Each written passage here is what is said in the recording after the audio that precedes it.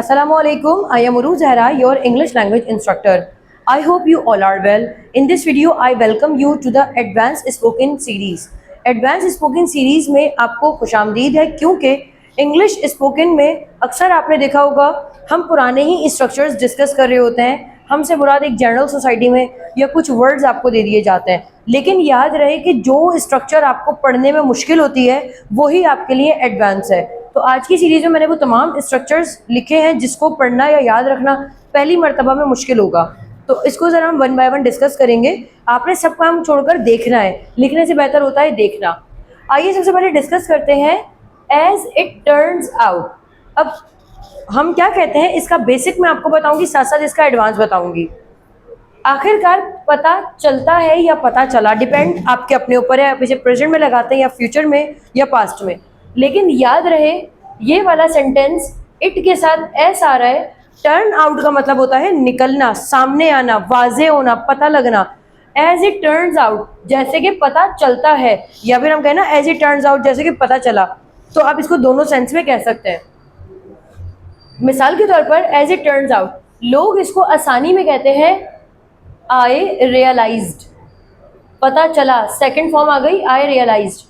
लोग इसको ये कहते हैं। तो आपने अपने आप को थोड़ा सा एडवांस की तरफ लेके जाना है। इसको हटा के आप कहेंगे एज इट टर्न्स आउट। अगर आप इसको पास्ट में लेके जाते हैं तो ये टर्न्ड आउट हो जाएगा, as it turned out.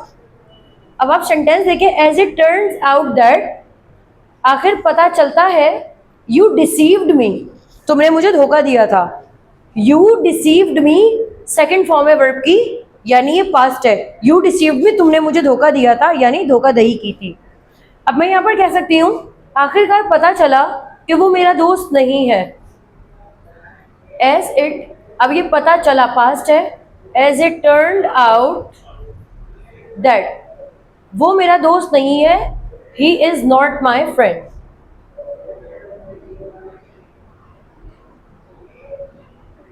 He is not my friend का मतलब क्या हुआ कि वो मेरा दोस्त नहीं है।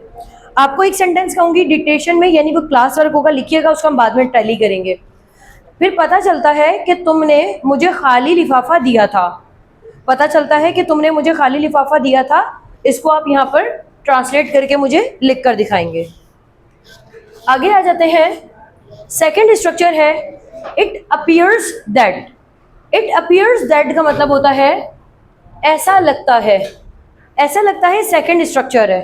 ऐसा लगता है, हम किसी भी बात के शुरू में कहते हैं ना, ऐसा लगता है कि वो बीमार है, ऐसा लगता है कि वो तुम्हारे साथ मुखलिस नहीं है, ऐसा लगता है कि हम कोई फैसला करने वाले हैं, ऐसा लगता है कि ऐसा हो जाएगा, ऐसा लगता है बात के शुरू में। लोग इसके बेसिक में लेकर आते हैं इट सीम्स दैट। मैं आपको बताती रहूंगी, जो बेसिक आएगा अपने आप वो उसको मना कर दें। मैंने वीडियो के शुरू में ही कहा था कि हम एडवांस सीरीज को डिस्कस कर रहे हैं, तो अपना लेवल एडवांस बनाइएगा। इट सीम्स दैट जरा बेसिक है, इसको आपने कट कर देना है और आपने बताना है इट अपीयर्स दैट, ऐसा मालूम होता है। मालूम होता है यानी आपको ऐसा खुद से इंट्यूशंस आ रही हैं। इंट्यूशंस हम कहते हैं ना, दिल में बात आ रही है, उसको कहते हैं ना छठी हिस्स। पहली बात तो समझे, छठी हिस्स नाम का सिक्स सेंस कोई चीज नहीं होती है। हमें कहना होता है गट फीलिंग। हम कहते हैं ना according to my six sense, ऐसी कोई चीज नहीं है। According to my gut feeling, gut feeling यानी छठी हिस्स। एक और बात, मैंने कहा मेरे दिल में वसवसा आ रहा है, यानी मुझे ऐसा लग रहा है, मेरा दिल कह रहा है। इस तरह की चीज को सजेशन भी कहते हैं कि the suggestion comes in my heart, या फिर इंट्यूशंस आने वाली सेंस या कुछ सिग्नल्स मिल रहे हैं आपको। तो मैंने कहा ऐसा लगता है या ऐसा मालूम होता है, तो मैं कह सकती हूँ इट अपीयर्स दैट। आप देखें यहाँ पर, अब वही वाली बात है इट की, तो अपीयर में एस लग गया है। It appears that they can manage the stress. मुझे उन लोगों को देखकर मालूम होता है कि वो लोग स्ट्रेस मैनेज कर सकते हैं, उनके अंदर सलाहियत है। You may use any sentence with them. It appears that she should have rejected the proposal. देखिए प्रपोजल सिर्फ शादी का नहीं होता, प्रपोजल बहुत सारी चीजों का होता है। प्रपोजल का मतलब होता है ऑफर, मतलब आपने किसी को दोस्ती की ऑफर की है, आपने किसी को सेलफोन बेच रहा था, आपने उसे अपना प्रपोजल दिया, कहीं घर बिक रहा था, आपने उसको प्रपोजल दिया। अपनी ऑफर को हम प्रपोजल कहते हैं। तो यहाँ कतई मकसद ये नहीं है कि यहाँ सिर्फ शादी की बात हो रही है। It appears that she should have rejected the proposal. ऐसा लगता है कि उस लड़की को शुड हैव, जहाँ पर शुड के साथ हैव आ जाए और वर्ब की थर्ड फॉर्म आ जाए तो इसका मतलब है ये पास्ट की बात है। ऐसा लगता है कि उस लड़की को उस ऑफर को रिजेक्ट कर देना चाहिए था। अब इसका एक सेंटेंस क्लास वर्क में आप लिखेंगे, ऐसा लगता है कि आप बहुत सारी चीजें एक वक्त में कर सकते हो। इस सेंटेंस को आप ट्रांसलेट कीजिएगा, हम आगे बढ़ते हैं। सेंटेंस मैंने कहा है ऐसा लगता है कि आप एक वक्त में बहुत सारी चीजें मैनेज कर सकते हो या हैंडल कर सकते हो। इसके बाद आगे बढ़ते हैं। थर्ड स्ट्रक्चर है हमारा, इट लुक्स एज इफ। ऐसा मालूम होता है, ये भी ऐसा ही है, ये भी सेम है। इट लुक्स एज इफ, जो ये है वो ये है, लेकिन आप फिर कहेंगे बस याद नहीं होता, तो याद कोई भी चीज़ नहीं होती, आपको थोड़ा प्रैक्टिस करनी पड़ती है। ये भी स्ट्रक्चर है, और अगर आप ऐसे स्ट्रक्चर्स को ऐसे राइटिंग में, रिपोर्ट राइटिंग में या अपने सजेशन में लिखते हैं तो इसकी बहुत वर्थ होती है। हमारे पास ऑन कैंपस बहुत सारे स्टूडेंट्स ऐसे आते हैं, even they are the job holder and they want to take the writing composition classes. क्यों? क्योंकि उन्हें पता है कि राइटिंग की ना वर्थ है। अब हम समझते हैं कि हम किसी भी एआई टूल की मदद से लेटर राइटिंग कर लेंगे या कुछ भी कर लेंगे, तो हर चीज़ का रिप्लेसमेंट एआई नहीं है, तो उन्हें बताना पड़ता है। तो वो ऐसी चीज़ें सीखने आ रहे होते हैं कि हमें ऐसी चीज़ें कॉरेस्पॉन्डेंस में देनी होती हैं। तो बिल्कुल आगे बढ़ते हैं। ऐसा मालूम होता है, इसका भी बिल्कुल आसान टेक्निक है। जैसे इट अपीयर्स था, ऐसे ही इट लुक्स। उसके बाद एज इफ को याद रखिएगा, इट लुक्स एज इफ, तो याद रखने वाली बात है। It looks as if you are not damn serious. इसे डैम पढ़ते हैं, डैम का मतलब होता है बहुत ज़्यादा। ऐसा लगता है कि अगर तुम बहुत ज़्यादा सीरियस नहीं हो अपने करियर के साथ। स्टूडेंट, ये करियर है, कैरियर नहीं है। Career, that's called career. मैंने आपसे कहा कैरी लेकर जाना, लेकर जाने वाला कैरियर। बाइक में जो पीछे हम लगाते हैं उसको कैरियर कहते हैं, कैरियर नहीं होता, कैरियर होता है। तो ये करियर है। It looks as if you are not damn serious with your career. अगर तुम अपने फ्यूचर यानी अपने करियर के साथ हद दर्जा सीरियस नहीं हो तो तुम ग्रो नहीं करोगे, ऐसा मालूम होता है इनको। तो अब एक सेंटेंस इसके साथ आप बनाएंगे। ऐसा लगता है कि अगर तुम वक्त पर दवा नहीं खाओगे तो जल्दी रिकवर नहीं करोगे। रिकवर करने का मतलब होता है, स्टूडेंट देखिएगा, अगर आपका कोई डाटा गुम हो गया है उसको दोबारा ढूंढना बैकअप या रिकवर कहलाता है। लेकिन अगर आपकी सेहत मिस हो गई है उस पर रिकवरी करने को बाउंस बैक कहते हैं।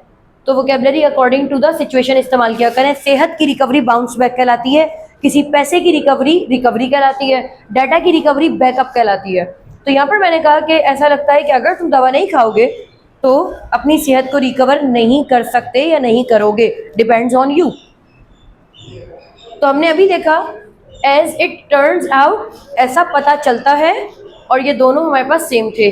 आगे बढ़ते हैं अपने इस सीरीज की लास्ट की तरफ। For all I no, I know का मतलब होता है मैं जानता हूँ। अच्छा, इसका जो बेसिक है वो यही है, इट सीम्स दैट, या इसको ऐसे कहते हैं I think.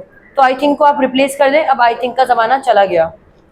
For all I no, ऐसा जहाँ तक मुझे मालूम है। फॉर ऑल आई नो का मतलब होता है जो मेरे इल्म में है। इसका बेसिक होता है as far as I am concerned।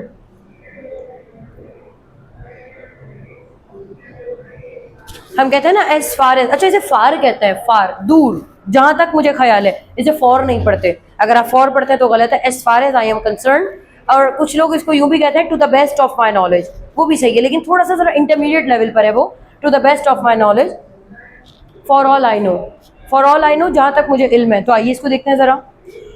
For all I know that she works in a corporate sector. Corporate sector का मतलब होता है 9 to 5 वाली जॉब्स होती हैं, जो फैक्ट्रीज वगैरह की जो जॉब्स होती हैं, बाकायदा किसी इदारे का हिस्सा बनना कॉरपोरेट सेक्टर कहलाता है। जॉब्स भी कुछ टाइप की होती हैं, एक होती है रिमोट जॉब। रिमोट जॉब का मतलब होता है घर से करने वाली job.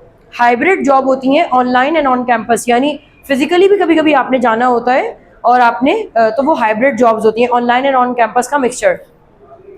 I am talking about the corporate sector. Corporate sector can never be operated by the home, तो या फ्रॉम द होम हम इसको नहीं कर सकते। कॉर्पोरेट सेक्टर की बात कर रही हूँ, लेकिन अब मुझे नहीं पता कि किसी के पास कोई और सी टेक्निक्स होंगी, so depends on you. So for all know, for all I no. तो अब इसका सेंटेंस हम एक और देख लेते हैं यहीं पर। जहाँ तक मुझे इल्म है मैं तुमसे पहले कभी कहीं मिली हूँ। फॉर ऑल आई नो, मैं तुमसे पहले कभी मिली हूँ या मैंने मुलाकात की थी। तो आप क्या कहना चाह रहे हैं?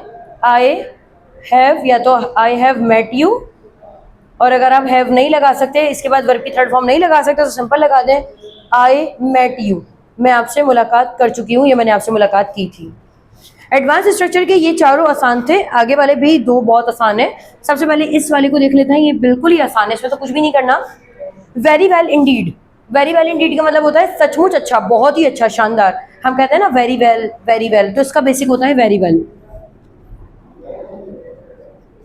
आपने वेरी वेल इग्नोर कर देना, वेरी वेल नहीं चलता, आपने बोलना है वेरी वेल इंडीड, सचमुच अच्छा। For example she behaves in stress, अब यहाँ पर आपको समझ जाना चाहिए, शी के साथ यहाँ बिहेव्स आया यानी एस लगा है। She behaves in stress very well Indeed, वो स्ट्रेस में बहुत अच्छा परफॉर्म करती है, अच्छे से बात कर लेती है।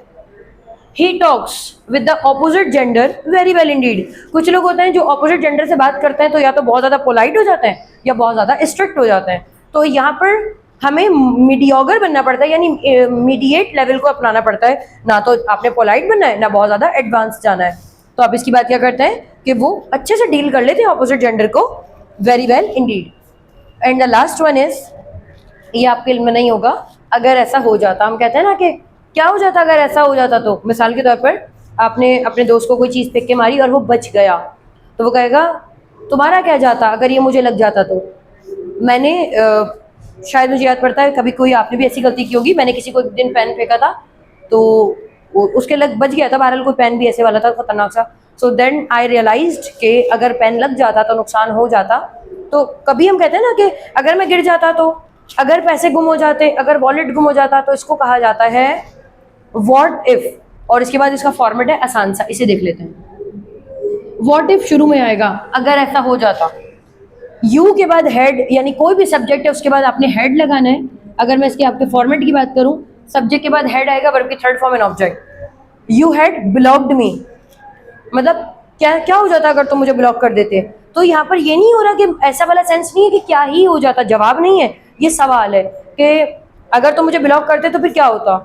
ऐसे शी हैड फॉलन डाउन, अगर वो लड़की गिर जाती तो फिर क्या होता, तो हम कहते हैं ना कि क्या होता फिर अगर ऐसा होता। तो अब एक सेंटेंस आप वेरी वेल इंडीड का लिखिएगा, तुम मैथ्स वाकई में अच्छा पढ़ाते हो, तुम मैथ्स वाकई में अच्छा पढ़ाते हो। And the last sentence is that, अगर कार मुझे हिट कर जाती तो क्या होता, अगर कार मुझे हिट कर जाती तो क्या होता। हिट की थर्ड फॉर्म भी हिट रहती है। So I hope you got my lesson. Still if there is any confusion so drop your comment and I will reply you back. इसके साथ ही मुझे इजाज़त है, आपसे फिर मुलाकात होगी एक नई वीडियो में, अपना ख्याल रखिएगा, अल्लाह हाफ़िज़।